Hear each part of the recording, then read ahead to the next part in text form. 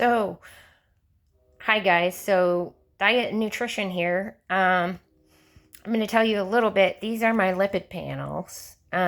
These are very, very important tests. That is your fat panel. Basically, lipid is fat, and it shows, how much you have in your bloodstream. It's high, it's low, it's whatever.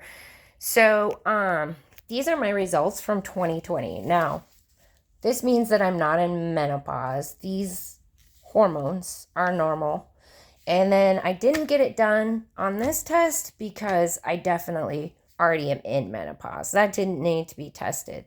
So we have results that are when I had estrogen in my system versus hardly any estrogen. Estrogen protects the heart. So some of this could be hormonal influence, the lack of estrogen changes, but also age. So when this test was done, I was 43, and when this test was done, it was a few days shy of my 48th birthday. So we got quite a difference in time, but I want to explain what happened between these two times. So this result is not only premenopause, but it is also when I was only eating at home. I was only cooking my own food. I did very little eating out, practically nil. And so it was mostly my heart healthy diet that I had been eating for years and years and years. So this is years and years of me sticking to my typical heart healthy diet. And you can see the comparable numbers there. Your bad cholesterol is your LDL, and my number is 95, and you want to stick between 90 and at the time it was 130. They have kind of changed that to 100 now, but still, because it's below 100, but then to balance out that HDL, that's pretty good, 40 through 59. It's 61. They say you really want that to be around 80. But if you look at their ratio, they're saying that 59. I'm at 61, so I'm off the charts for that. And then I'm below 100. So look at that total cholesterol, that non-HDL, 105, right? And the cholesterol, 2.72. So all these things, this ratio is fantastic. This is a good result. This is what you want to see.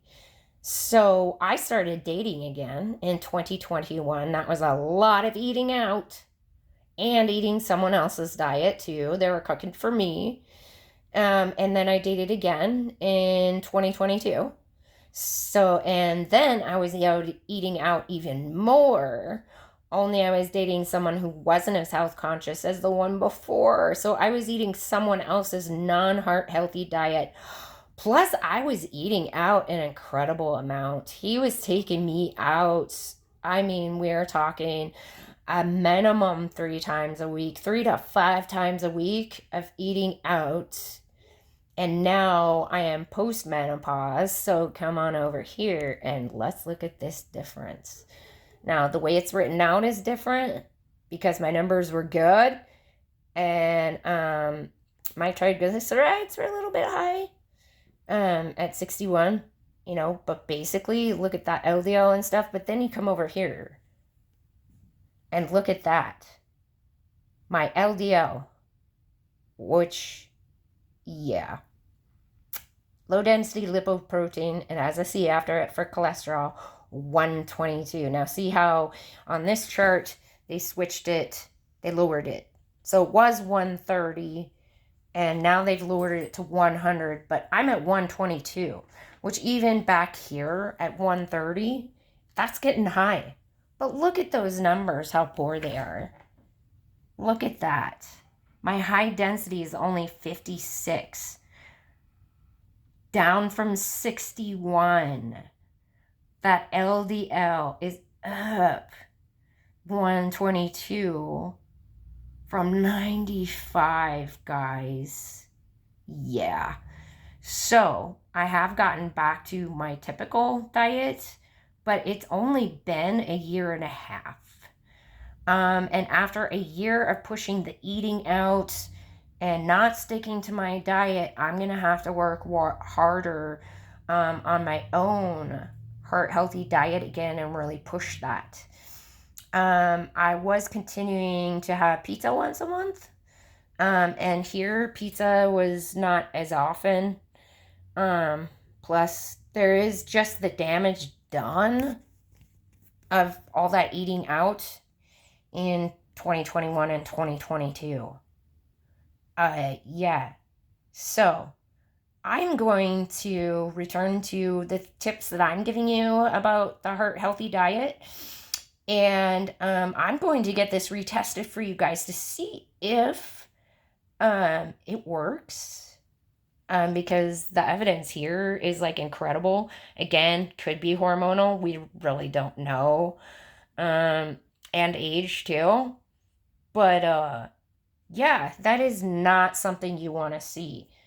I'm going to blame eating out. I really am. I'm going to blame the, I mean, the fried foods and things that I wasn't allowing myself to eat. A lot of cheese, things like that, that I normally just don't eat because it is super high cholesterol. Denny's, things like that. Yeah, ouch. It does make a difference. So I am going to stay on top of that and share my results. I'm going to go back in a year. I have to anyway. And we'll see if these numbers are down because it will be very fun to see if I can get that down via my diet. Because this is only a year post, pretty much. Which I have almost a year's worth of eating out to battle. So who knows what my bad cholesterol was a year ago if it's this high now and I return to my diet. Oh gosh, yeah. So amazing results there. Again, premenopause versus postmenopause, plus age, don't know. But I am going to totally blame that on eating out. I'm not eating out anymore. Obviously, I'm cooking at home. I'm back to my typical diet, but yeah, not good. So I will keep you posted and retest again and let you guys know in a year if I was able to nail it and bring it down. Because I would really like to see my high density lipoprotein. Like, yeah, I would like to see that 80 and above where you really want it, right? And that LDL has really got to get down. Like, I would like those numbers to flip.